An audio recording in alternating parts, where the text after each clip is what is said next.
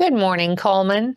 Thank you for joining us on Cullman Today. I'm your host, Christine Wiggins, and today is Wednesday, April 30th. Coming up on Cullman Today, library renovations, the Pilot Club fashion show, and food truck nights. All of this plus sports, weather, and more. Now let's take a closer look at the top stories happening in Cullman today. The Cullman County Public Library System had reason to celebrate this week as they unveiled their newly renovated library circulation counter at the Cullman branch, a significant upgrade from their previous counter. The project was made possible through an Alabama's Mountains, Rivers, and Valleys Resource Conservation and Development Council grant. According to their website, the RC&D Council's mission is to improve the economic, social, and physical environment of North Alabama communities by providing resources, programs, and education. The Cullman County Public Library System expressed their gratitude to state legislators who made the funds possible and to board and council members, Mayor Jacobs, and the City Council for attending the celebration. Reporter Annabelle Howes has been out in the community bringing back reports to share with you, our viewers. First up is the Pilot Club Fashion Show fundraising event. A beloved Cullman tradition returned this spring as the Pilot Club celebrated its 30th annual fashion show, combining style, community, and charitable giving. Held Wednesday, April 23rd at the venue at Cotton Creek, the event featured spring fashion from local merchants like Monograms Plus, the Copper Cricket, and Better Than Before. Guests enjoyed a luncheon and local shopping, all to raise funds for important causes. Proceeds support programs like Project Lifesaver, the Pilot Light Home, and several local nonprofits that serve children and individuals with disabilities. Final fundraising goals are expected soon. For updates and future events, follow the Pilot Club of Cullman on Facebook or in community bulletins. This has been Annabelle Howes with Cullman Today. If you're looking for a fun Tuesday night dinner idea, Annabelle has found the solution. Every Tuesday night, Cullman Sportsman Lake hosts their food truck nights. Food truck nights are back for a second year, offering a safe, family-friendly outdoor evening. From 4 to 8 p.m., local and regional food trucks line up with seafood, barbecue, tacos, desserts, and more. Kids can enjoy the fenced-in playground while parents relax under the string lights. Even leashed pets are welcome to attend. Cullman County Parks Director Kenneth Cornelius says that it's a great opportunity for parents to relax while their children can play in a safe, controlled area. Kids can play on the playground. They can watch their kids from the food court and still see them in the fenced-in area so everybody feels safe and they can have a good night out without having to worry about where their kids are, where they're playing on the playground, and just watch them and enjoy. The event runs through the Tuesday before Memorial Day and will return in the fall. It's a great way to support local businesses and enjoy a night in the park all in one stop. This has been Annabelle Howes with Cullman Today. And those are the top stories in Cullman today. Coming up, Vinemont advances to 3A quarterfinals with their win over Phil Campbell. Sports is next.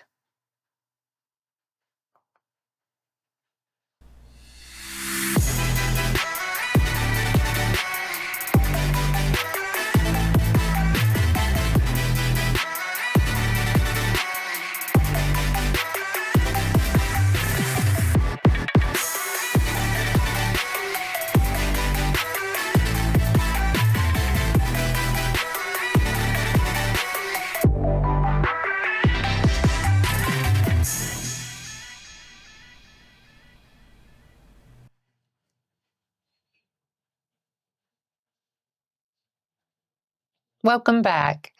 After splitting their first two games with the Bobcats on Saturday, the Vinemont Eagles returned to Phil Campbell for the rubber match on Monday. Vinemont plated 9 runs in the first 3 innings to take an early lead and tacked on 4 more in the 6th to pull away with a 15-5 win, securing its first trip to round 3 in program history.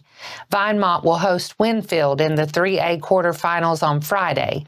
The Eagles got off to a fast start in in the top of the first, back-to-back singles from Josh Rhodes and Owen McKinney put runners on the corners, and Hayden Henderson lined an RBI single left field to put Vinemont ahead 1-0. Later in the inning, Rylan McCray knocked a two-run triple into deep center to give the Eagles a 3-0 lead.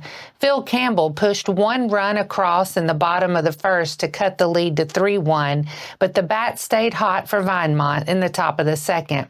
Tucker Mauter drew a leadoff walk, and Chad Reynolds was hit by a pitch to give the Eagles a pair of runners. They both advanced on a wild pitch, and Mauter came around to score on a fielder's choice to make it 4-1. Rhodes singled to right field to drive in another run, and later in the inning, Travis Spear scored an error to extend the lead to 6-1. One pitch later, an RBI single from Hayden Robinson put Vinemont in front 7-1.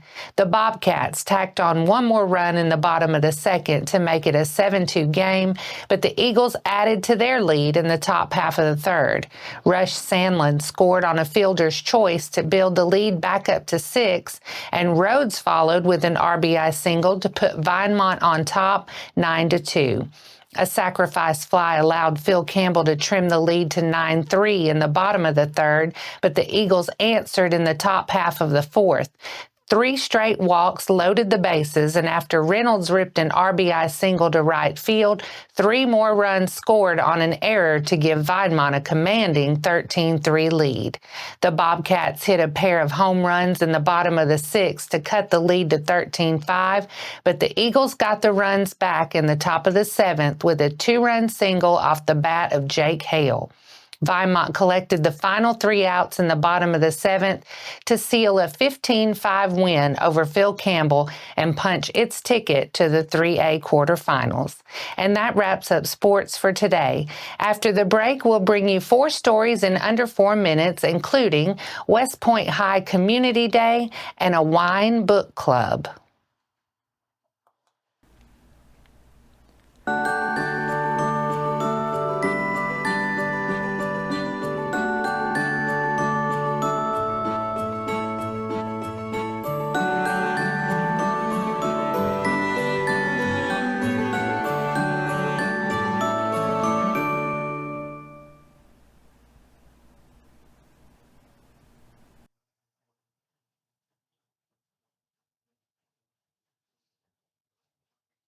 Welcome back. Now it's time to speed things up with a news rundown. 4 stories in under 4 minutes. Tyler Wright, a senior at Good Hope High School, is the recipient of the 2025 City of Good Hope Future Foundation Scholarship. Mayor Jerry Bartlett, along with the Good Hope City Council, extended best wishes for a prosperous academic year at Wallace State Community College, saying Wright's dedication and hard work have been recognized and that the scholarship signifies his potential and the promising future ahead. Sipsey Winery at the Flying 50 will be hosting the kickoff of their new event, Read Between the Wines Book Club, on May 1st at 5:30 p.m. at the Cullman Tasting Room. Owner Bart Crabtree says that in a world where moments of relaxation and social connection are paramount, the combination of books and wine emerges as a delightful way to experience both.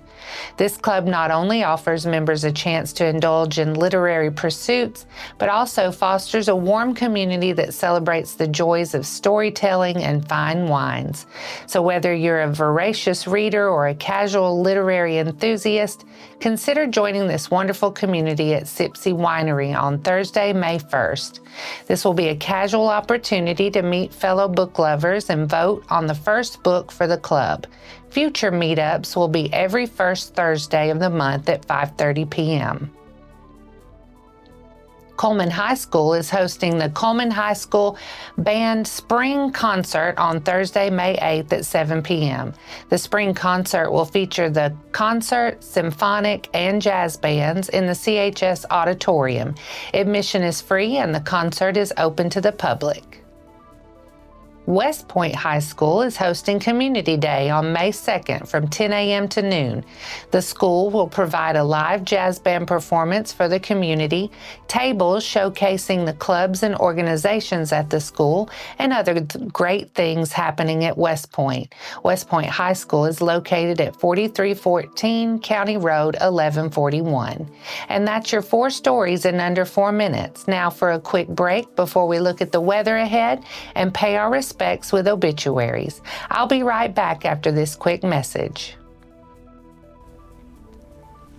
Cullman's in full bloom in the newest edition of Community Matters from the Cullman Tribune. Discover fresh dining spots, celebrate community connections, and meet local heroes making a real difference. From stunning sights to courtside lights, there's something for everyone to enjoy. Pick up your free copy around town or read it online today. Community Matters. Get to know your community.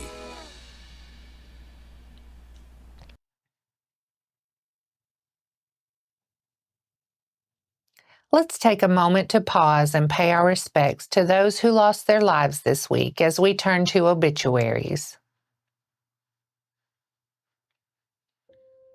Funeral service for Doris Jean Brown, 83 of Vinemont, will be at 12 p.m. Friday, May 2nd at Cullman Funeral Home Chapel with interment in Kennedy Cemetery in Arley.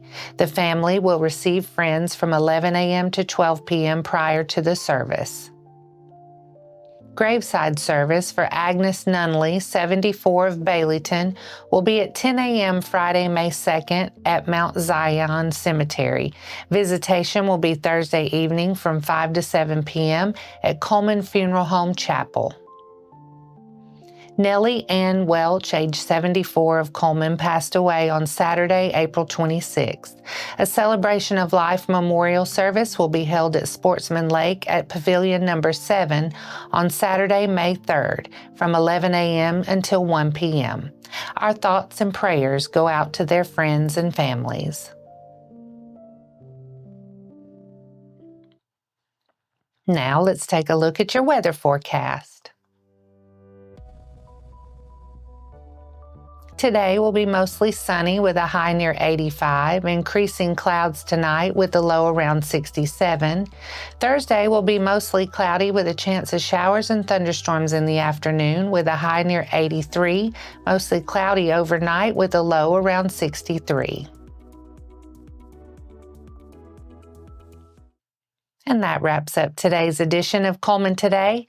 Thank you for sharing your morning with us, and remember to stay connected by following us on social media and visiting CullmanTribune.com for the latest from our community. We'll see you bright and early tomorrow morning at 6:30 a.m. I'm Christine Wiggins with Cullman Today. Have a great day, Cullman.